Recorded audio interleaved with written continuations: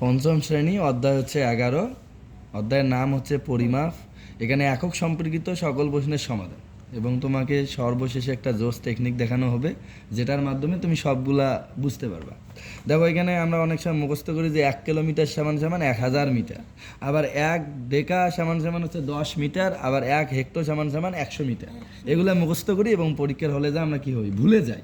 তাহলে এটা কিন্তু বৃত্তি পরীক্ষার জন্যে, বৃত্তি 2026, এর জন্য কিন্তু ভেরি ভেরি ইম্পর্টেন্ট। তাহলে একটু বোঝো যে তুমি যদি দেখো কোথাও কিলো কথা আছে, কি কথা, কিলো, এই কিলো মানে তুমি বুঝবে যে 1000, কিলো মানে কত, 1000।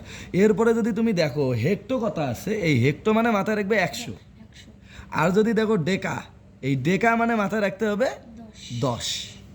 এখন ধরো তোমাকে বললো 1 কিলোগ্রাম, 1 কিলোগ্রাম সমান কত, তাহলে এবার বোঝো এই কিলো মানে কত, 1000। এই যে কিলো মানে কত, 1000, তার মানে এই কিলো কথার জন্য আমরা লিখবো 1000।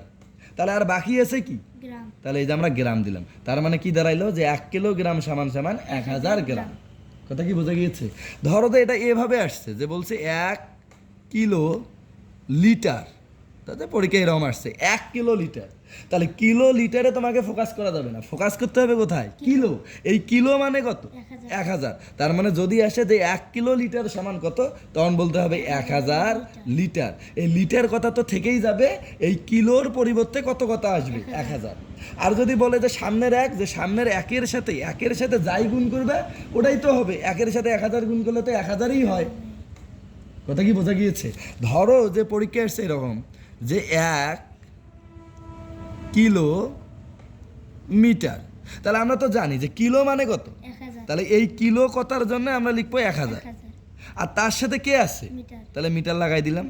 তাহলে 1 কিলোমিটার সমান সমান বা সমান 1000 মিটার। কথা কি বুঝছো? ধরো এবার আসছে 1 ডেকা মিটার, 1 ডেকা মিটার আসছে। তাহলে এবার বোঝো যে আমি বলছি কিলো থাকলে 1000, হেক্টর থাকলে 100, আর ডেকা থাকলে 10। তাহলে এরকম যে 3টা সম্পর্ক আছে, মানে এটা কিন্তু হচ্ছে যে তোমার মিটারের সম্পর্ক। তাহলে এই মিটার, লিটার, গ্রাম, তাহলে 3 তারিখে 9টা, এই 9টা সম্পর্ক আর তোমাকে মুখস্থ করা লাগবে না যদি তুমি এতটুকু বোঝো যে কিলো মানে 1000, হেক্টর মানে 100, আর ডেকা মানে 10। তাহলে এখন দেখো এখানে আছে 1 ডেকা মিটার, তাহলে ডেকা মানে কত, 10, আর তার সাথে কি রয়েছে, মিটার। তাহলে মানে 1 ডেকা মিটার সমান 10 মিটার। আর কি মুখস্থ করা লাগবে? ধরো তো এরকম আসছে 2 না 1 দিয়ে দিই, যে 1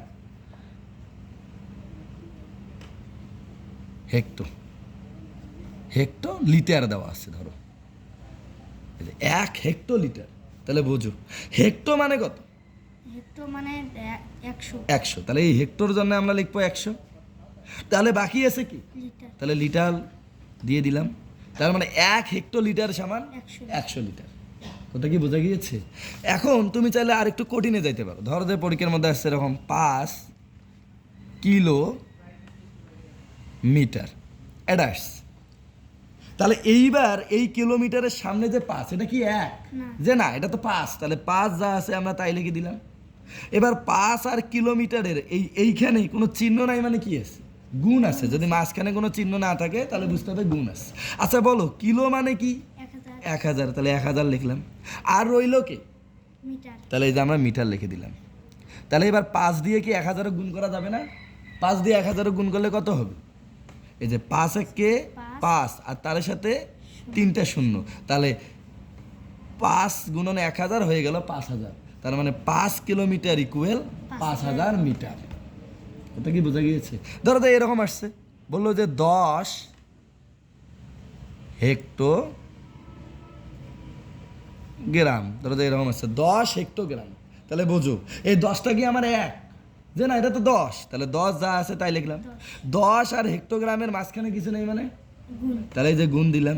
হেক্টর মানে কত, তাহলে এই যে 100, আর বাকি রইল কি, গ্রাম। তাহলে 100 গুণন 10 হয়ে গেল 1000। তার মানে 10 হেক্টোগ্রাম সমান সমান 1000 গ্রাম। তুমি কি বুঝছো? তাহলে এই যে একক পরিবর্তনে তোমাকে মাথায় রাখতে হবে কিলো থাকলে 1000, যদি হয় কিলোমিটার তাহলে আমরা বলবো 1000 মিটার, যদি হয় কিলো লিটার তাহলে বলবো 1000 লিটার। যে 1000 কথা কোথা থেকে আসে, যে 1000 কথা কিলো থেকে আসে। যদি থাকে হেক্টো তাহলে বলবো 100, যদি থাকে ডেকা তাহলে বলবো 10। ওকে।